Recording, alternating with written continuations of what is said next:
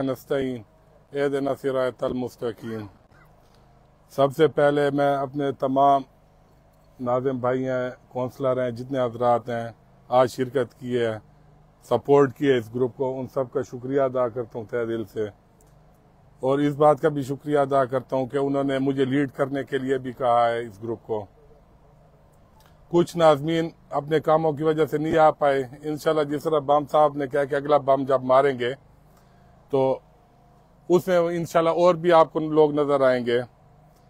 भाइयों, पहले मैं आपको ये बताता चलूं कि हमने ये ग्रुप क्यों क्रिएट किया है, इस ग्रुप का मकसद क्या है। भाइयों, ये ग्रुप इसलिए क्रिएट किया गया है, जो हालिया हमारा इलेक्शन हुआ था, जनरल इलेक्शन, उसमें जो हालात थे आप सबको पता है वो क्या हालात थे।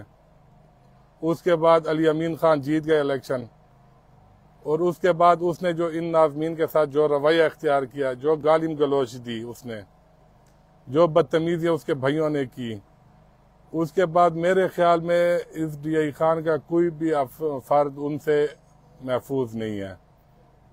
हर शख्स ये उम्मीद रखे कि किसी चौक पे, किसी गली में, किसी मोहल्ले में उनको बेइज्जत किया जा सकता है। पिछले जितने एहसानात थे, जितनी बातें थी, वो सब भूल चुके हैं वो लोग, एक नए ट्रैक को निकल चुके हैं। इस वक्त मेरे ख्याल में उसको वजीर आला की बजाय अगर वक्त का फिरौन कहा जाए तो ये ज्यादा बेहतर होगा। पहली बात मैं ये करना चाहूंगा कि ये जो इलेक्शन हुआ था, जनरल इलेक्शन हुआ था, क्या ये हमें बताना पसंद करेंगे कि ये कितने पैसे दे के ये इलेक्शन उसने जितवाए अपने आप को। डेरा इस्माइल खान में मां सिवाय इसकी एक सीट की, क्या उसने PTI की कोई दूसरी सीट निकाली है? और आखिर ये एक सीट क्यों निकली है, किस वजह पे निकली है, किसने इसको सपोर्ट किया है, कितने पैसे इसने दिए हैं, ये बातें हम पूछना चाहते हैं इससे जी। फिर उसके बाद ज्यादतियां इन लोगों के साथ हो या इन लोगों के साथ हो, क्यों भाई, इन्होंने क्या बिगाड़ा है तुम्हारा। उसके अलावा अभी जो आपके सामने इलेक्शन हुआ है, जिमनी इलेक्शन हुआ है, मैं आपको हल्फन कह सकता हूं कि 10% वोट भी पोल नहीं हुआ इसमें। ज्यादा से ज्यादा अगर हुआ तो 8% या 9% हुआ होगा। उसको आपने 66,000 पे पहुंचा दिया। 32,000 वोट इस बंदे को नहीं पड़े, वो 66,000 कैसे बन गए। चीफ इलेक्शन कमीशन साहब, ये क्या कर रहे हैं आप लोग, किस तरह ये आप लोग इलेक्शन करवा रहे हैं। अगर ये इलेक्शन है तो ऐसे इलेक्शन ना करें, ज्यादा बेहतर होगा। कि जो आवाम की राय वो तो आप लोग बर्बाद कर देते, आप अपनी राय उन पर मुसल्लत कर देते कि ये जी हमने नुमाइंदा इतने परसेंटेज से बना दिया है। इसके साथ साथ मैं अली अमीन खान को कहूंगा कि अली अमीन खान, ये मैं आपको लास्ट वार्निंग दे रहा हूं, इसके बाद अगर आपने किसी से बदतमीजी की या किसी को गलम गलोच दी तो इंशाल्लाह फिर हम जो आपको गालियां देंगे और जो गालम गलोच होगी गली चौराहों में वो आपको नजर आएगा। आपका बस यही चलता था कि मेरी बहन को ट्रांसफर कर दिया बनू, किसी के बेटे को सस्पेंड करा दिया, किसी के बेटे को ट्रांसफर करा दिया। ये मर्दानगी है।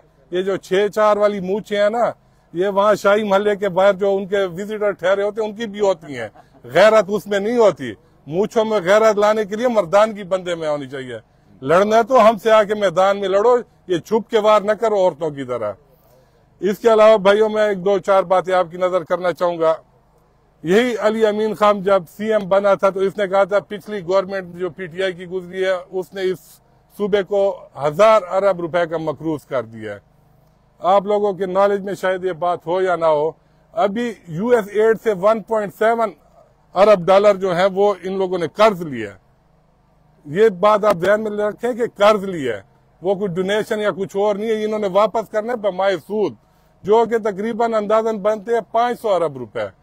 तो मैं इससे ये पूछना चाहता हूं कि पाकिस्तान बने हुए तकरीबन 75-76 साल हो गए, ये सूबा पहुंचा था 1000 अरब रुपए कर्जे पे, आपने 50 दिनों में 1500 अरब कर्जे पे पहुंचा दिया है इस सूबे को। तो क्या तवक्का हम आपसे रखें, आप क्या करेंगे। खुद आप करप्शन की पैदावार है। वो मुझे आप एक डिपार्टमेंट बता दें जिसमें आप लोग करप्शन ना करते हो। अभी जिमनी इलेक्शन में 4 करोड़ रुपए एडवांस आप लोगों ने TMA से निकाल लिए हैं। इस तरह ना आप पब्लिक हेल्थ को छोड़ते हैं, ना CNW को छोड़ते हैं, ना आप हेल्थ को छोड़ते हैं। अभी ताजा रिपोर्टें आ रही हैं, न्यूज भी आप पढ़ रहे होंगे कि जी बोली लगी हुई है, बोर्ड का चेयरमैन कौन लग रहा है, 3 करोड़ पे बोली चली गई है। इस तरह DFO की बोली, DHO की बोली, एक्सीएम्स जो लग रहे हैं करोड़ों रुपए दे के लग रहे हैं। तो ये क्या हो रहा है, क्या इमरान खान का ये विजन था क्या पीटीआई का यही विजन था?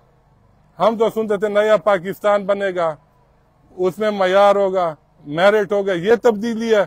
अगर ये तब्दीली है, ये नया पाकिस्तान है, तो हम लोग माफी मांगते हैं। हम पुराने पाकिस्तान में जी ठीक थे, ये नया पाकिस्तान हमें नहीं चाहिए। हमें लीडर इस वक्त चाहिए था जो हमारे पीटीआई के थे, जैसे अली मोहम्मद खान साहब हैं। हमें उन पे फख्र है आज भी कि कोई उस पर करप्शन साबित करके दिखाया हमें। असद कैसर साहब हैं, उन पे कोई हमें साबित करके दिखाया। इमरान खान साहब हैं। तो उस विजन के तहत हम उस पार्टी में गए थे। उसके बाद जिन हालात के जरिए हम वहां से निकले, दूसरी पार्टीज हमने ज्वाइन की। मैं मौलाना साहब को भी अप्रिशिएट करता हूं कि उन्होंने इन सबको गले से लगाया। मैं फैसल कुंडी साहब को भी अप्रिशिएट करता हूं, जो हमारे दोस्त उधर गए, उन्होंने भी इज्जत बख्शी, गले से लगाया। और अपनों ने आके उन पे पत्थर बरसाए और गालियां। ये कौन सा तरीका है आप लोगों का? इस तरह सियासत होती है? ये तो हमने कभी जिंदगी में ऐसी सियासत न सुनी थी, न देखी थी। इसके अलावा मैं एक बात और कहूंगा, ये जितने नाज़मीन हमारे या पीटीआई के जो वर्कर्स थे, मैं आज बरमला ये बात आप लोगों के कहता हूं कि ये अली अमीन खान ने खुद उठवाए थे, इनसे जान छुड़वाने के लिए उठवाए थे, ताकि इनसे उसको कंफर्म था पैसे दे के वो सीएम बनेगा और उसके बाद ये लोग उससे इलाकों के काम मांगेंगे। जान नहीं छुड़वा सकता था, तो इस प्लान पे उसने इनसे जान छुड़वाई।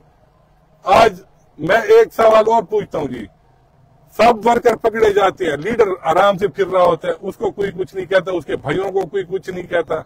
ये कैसे इंसान बनाया इस मुल्क को इन लोगों ने? इसके अलावा सर एक और चीज की मैं आपको निशानदाही करा दूं। कुछ अर्सा पहले हमारे डी खान में ये सेवरेज लाइन बिछी थी। मैं बड़े अरसे से खामोश था। वो सरायकी में कहते हैं ना, आग अबू चोला चाहता जान दिस दिए, तो पिछू चोला चाहता जान दिस दिए। ये जो आप कभी इसकी सर्वे करें, आपको इस सेवरेज लाइन में कहीं पे कोई एग्जॉस्ट या कोई मेन होल नजर आए तो आप लोग आके मुझे बताएं। जीपीओ मोड़ से आप चले इंडस रिवर तक, फिर जीपीओ से आप चले शाह वाले कुएं और मदीना कॉलोनी साइड पे, कहीं आपको मेन होल या कोई आपको उसमें एग्जॉस्ट नजर आए? ये मैं आपको बता दूं, ये डीए खान के लिए इन लोगों ने एटम बम फिट किए हुए हैं। जिस दिन टेम्परेचर 50 प्लस जाएगा, इसमें गैसेस भरेंगे और ये जो ब्लास्ट करके, अल्लाह ना करे रशी प्लेस इस एरिया पे काफी हमारा जानी और माली नुकसान इस चीज से हो सकता है। तो खुदारा मैं डीसी साहब को भी कहता हूं कि इसकी आप सर्वे दोबारा से करवाएं, इसको ठीक करवाएं। हम हमारे डीए खान के लोगों पे रहम खाएं। यहाँ पे बहुत सारा चूना डीए खान के लोगों को लग चुके हैं ऑलरेडी, और मजीद इसको बचाएं। इसके साथ साथ भाई मैं एक बात और कहूंगा, अपना कईम असाम साहब ने भी हमें ज्वाइन किया है, इसके साथ इनके कुछ दोस्तों ने भी हमें ज्वाइन किया, हम उनका भी शुक्रिया अदा करना चाहते हैं। और एक बार मैं दोबारा यही कहूंगा कि मेहरबानी करें, आप एक अच्छे ओहदे पे चले गए हैं, तो खुदा डी खान के लोगों के लिए आप रहम करें।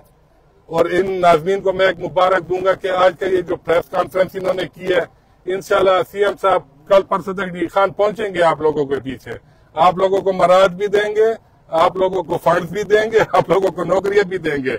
बाकी आप लोगों की मर्जी है।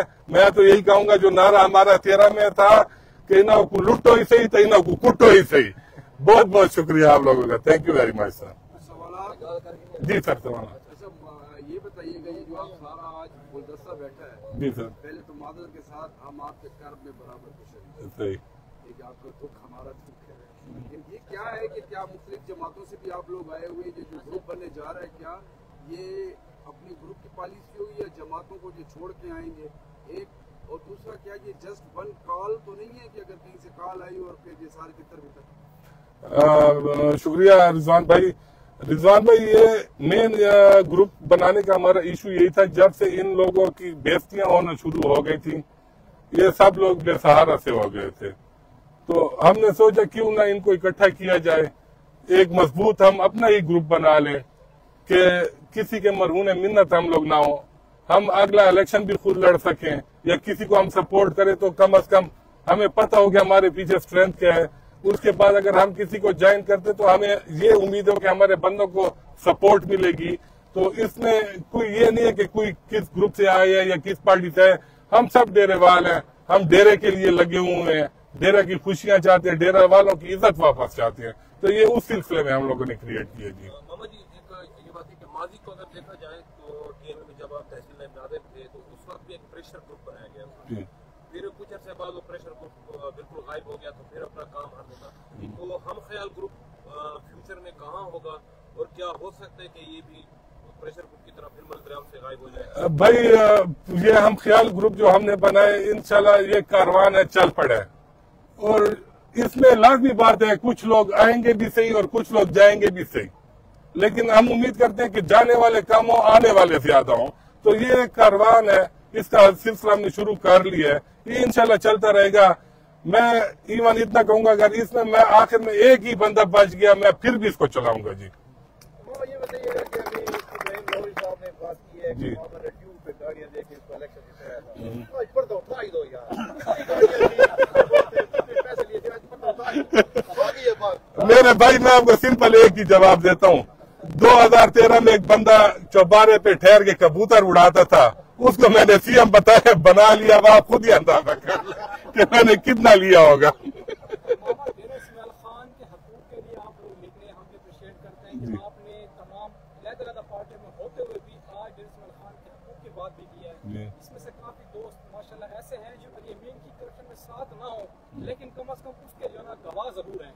मैं नहीं कहता कि तमाम जो ना साथ होंगे, गवाह तो जरूर हैं। तो डेरेसमल खान के अवाम पे इतना एहसान आप लोग कर दो कि कोई सही फोरम इख्तियार कर लो, कम से कम अदालत के अंदर या किसी भी ऐसे इदारे के अंदर एक दरख्वास्त पास करवा दो, जिससे डेरेसमल खान की आवाम को ये यकीन हो जाए कि वाकई ये लोग डेरेसमल खान के हकूक़ के लगे हुए हैं, अपने लिए कोई भी जो है इसमें। मेरे भाई बहुत शुक्रिया आपका। सबसे पहले जो हम स्टेप उठा रहे हैं, हमारे जितने नाज़मीन है पिछले 2 साल से ये नाज़िम बने बैठे हैं, एक तो आज तक इनका कोई इजलास नहीं हुआ। सेकेंडली, इनको आज तक 1 रुपया भी फंड में से नहीं मिला। तो नेक्स्ट वीक जैसे स्टार्ट होगा, कयूम असाम साहब की मशरावरत के साथ, सब दोस्तों की मशरावरत के साथ, हम पहला जो स्टेप उठा रहे हैं, इन नाज़मों का इजलास बुलवाने की कोशिश करेंगे। उसके बाद जो इनके फंड मुंजमद पड़े या XYZ किसी तरीके से उन लोगों ने लगा लिए, वो इनको वापस दिलाने की हम कोशिश करेंगे। और आज का ये जो बयानिया हमारा था, इंशाल्लाह सीएम साहब तक पहुंच गया होगा। अगर इसके बावजूद हम अब भी उसकी हया कर रहे हैं, खाए वो कहते हैं ना, खाए पिए का हया कर रहे हैं, हम नहीं चाहते कि हम उसके अगेंस्ट जाए। हम अपनी सियासत करें, वो अपनी सियासत करें। सियासत में वो खान साहब की तरह क्या हम कोई गुलाम है कि ये जो कहें हम वही कर लें? ये तो नहीं हो सकता। तो हम कोशिश करेंगे कि ये सही हो जाए, अपने रास्ते पे आ जाए। अगर नहीं होगा तो मजबूर करेगा। तो इन सीनों में जो राज दफन है वो शायद आप लोगों को नहीं पता।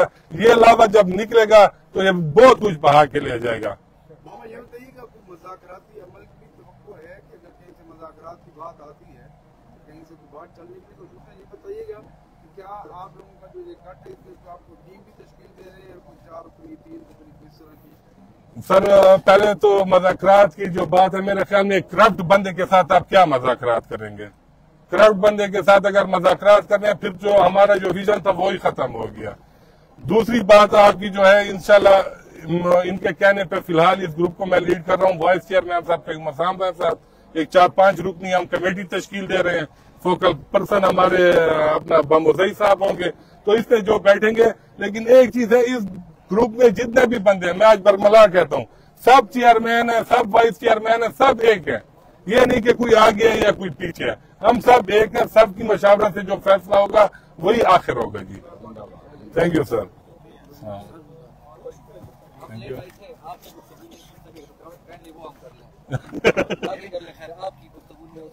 वो मोहम्मद को क्या बयान होगी? ये पता है चल रहा है तो सेकेंडली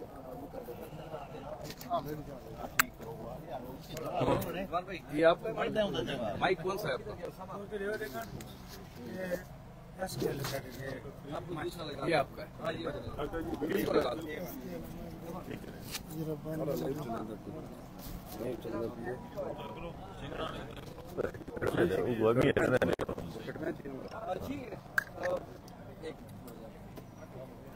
अच्छा, गालिब बलोच का सिलसिला जो है किसी ज़िमनी इंतखाबात से शुरू हुआ, यहाँ तक कि इज़्ज़त की जो है निजाम की गई है, तो क्या करेंगे इस पर? इस वक्त जो है इकट्ठ हुआ, तो इसके ऊपर तमाम नाज़रीन आज इकट्ठ भी किया।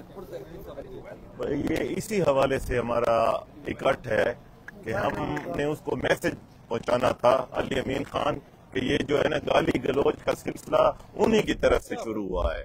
तो हमने उसको मैसेज दिया कि बस बराए मेहरबानी आप बहुत बड़े ओहदे पर चले गए हैं, आप सीएम बन गए हैं, ठीक है ना, आपको ये ज़ेब नहीं देता और आपके भाइयों को ये ज़ेब नहीं देता कि आप लोग जो है ना गाली गलोच की सियासत जारी रखें।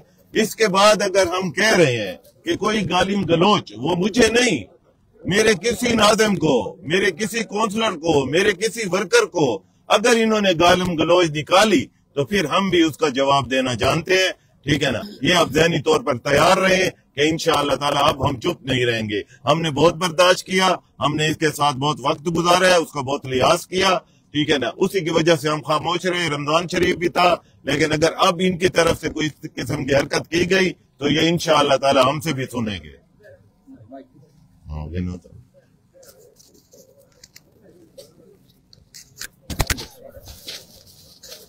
देखो तो मेरे घंटियां करेंगे तो आप लेट थी क्या?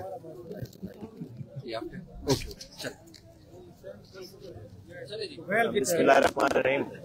वकार आदिल साहब लेट आए हैं तो मैं इन्होंने कहा है कि आप दोबारा, मैं लाइव चला रहा हूँ, तो मैंने आपके आने से पहले मैंने इनको इतना एक पैगाम दिया था कि 2012 से लेकर 2024 तक की हमारी कुर्बानियों को देख लो, और उसके बाद आप लोगों ने हमें हर जगह पर बगैरत और जो है ना गद्दार कहा, कभी किसी को क्या कुछ कहा गया। तो हमने आपको ये मैसेज देना था कि हम बगैरत सही, हम सब कुछ सही, लेकिन आप लोग अगर ठीक हैं तो आप डेरेवाल लोगों पर ही तवज्जो दे दें। और इसी तरह जब ज़िमनी इलेक्शन में हमारे यूनियन काउंसिल के लोग जीत कर गए तो उधर फैसल अमीन साहब ने मुझे अपने इलाके के लोगों ने बताया है कि वहाँ का हमारा एक इलाके का 30 मार बारकजई साहब भी मौजूद था, तो उसकी मौजूदगी में हमारे लोगों को गालम गलोच किया गया। मुझे उसमें मेरे रिश्तेदार भी मौजूद थे, उन्होंने मुझे आके बताया कि हमें गालम गलोच की गई और हमें कहा गया कि तुम घटिया लोग हो। तो ये इस तरह की बातें आप लोगों को ज़ेब नहीं देती। और उन लोगों को जो उस वक्त इलेक्शन जीत कर गए हुए थे और आपको रिजल्ट देने के लिए गए हुए थे, तो क्या उन्होंने आपके साथ बुरा किया? तो मैं आज उन लोगों को इधर से पैगाम देना चाहता हूँ कि हमने 12 साल इन लोगों की खिदमत की है, इन लोगों के पीछे कुर्बानियां दी हैं, जेलें काटी हैं, मारें खाई हैं, सब कुछ बर्दाश्त किया है। जब आज इन लोगों ने हमारे साथ वफा नहीं की तो मैं डीए खान के लोगों से पूछता हूँ, कल तुम्हारे साथ ये लोग वफा करेंगे? कभी नहीं करेंगे ये वफा। ये अली खान का एक वतीरा रहा है कि टाइम पर लोगों के साथ अपना टाइम गुजारो और जब उनसे आपका मतलब निकल जाए तो फिर टिश्यू पेपर की तरह उसको साइड पर फेंक दो। ये मुझे खुद कहा करता था कि यार ये जो लोग हैं मौके पर आ जाते हैं, इनको इस्तेमाल करो और फिर आगे चलो। तो अली खान आप लोगों ने बहुत इस्तेमाल कर लिया, हर अरूज को जवाल है। तो मैं आपको तो यही कहूंगा कि उजड़े हुए लोगों से गुरेजा न हुआ कर, हालात की कब्रों के कतबे भी पढ़ा कर, हर वक्त का हंसना तुझे बर्बाद न कर ले, तन्हाई के लम्हों में कभी रो भी लिया कर। अच्छा, इस तरीके से तो गालम गलोच इस साइड से भी उन लोगों को भी उन्होंने साथ रखा है जो कि गालम गलोच इस किस्म की दी गई थी जो कि हम बयान भी नहीं कर सकते, तो उन लोगों को तो साथ रखा गया, तो आप लोगों को दूर क्यों किया गया है?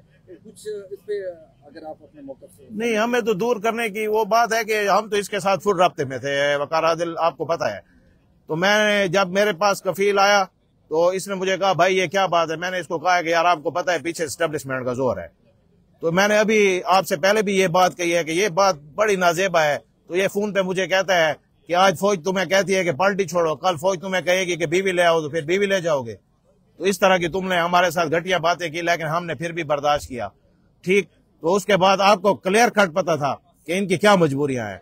हम पर मंशियात के पर्चे काटने का हमारे ऊपर प्रेशर था, हमारी बच्चियों का हमारे ऊपर प्रेशर था, हमारी इज्जत का हमारे ऊपर प्रेशर था, हमारी चार दीवारी का तकद्दस पमाल किया गया। मेरी जवान बेटियां हैं, मेरे घर के अंदर एजेंसियों के बंदे भी दाखिल हो गए, मेरे घर के अंदर पुलिस भी दाखिल हो गई। हमने आपको अली खान एक एक चीज का बताया और दूसरे दिन ऊपर से फिर रद्द अमल आता था कि आपने अली को ये बता दिया। तो इस तरह जिस तरह मामा ने कहा है तो फिर तो आप तो उनके साथ राब्ते में थे। आप लोगों ने फिर आपने हमें अरेस्ट कराया, आपने हमें ये गाला हमारी इस तरह आप लोगों ने खराब कराई।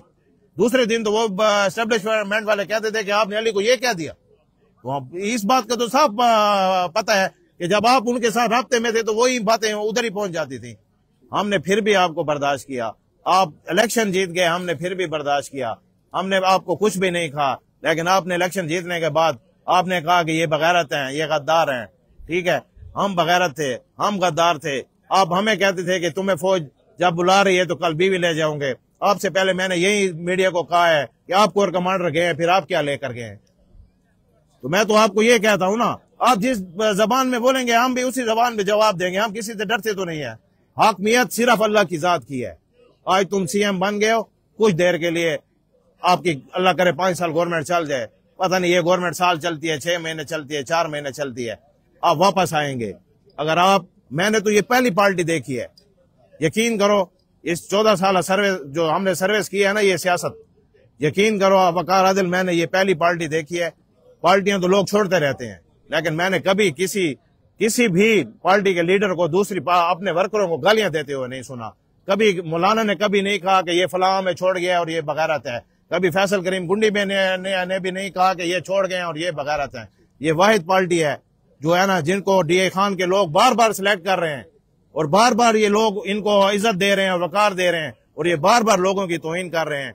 तो मैं तुम्हें कहता हूं कि फिरौन मत बनो, ठीक है ना। फिरौन का भी जो, वो भी तो दरिया में गर्क हो गया था। अगर तुम भी फिरौनियत करोगे तो अल्लाह की लाठी तो देख रही है, अल्लाह की लाठी बड़ी बेआवाज है, वो देख भी रहा है कि हम तुम्हारे साथ कितने मुखलिस है और तुमने हमें क्या जवाब दिया।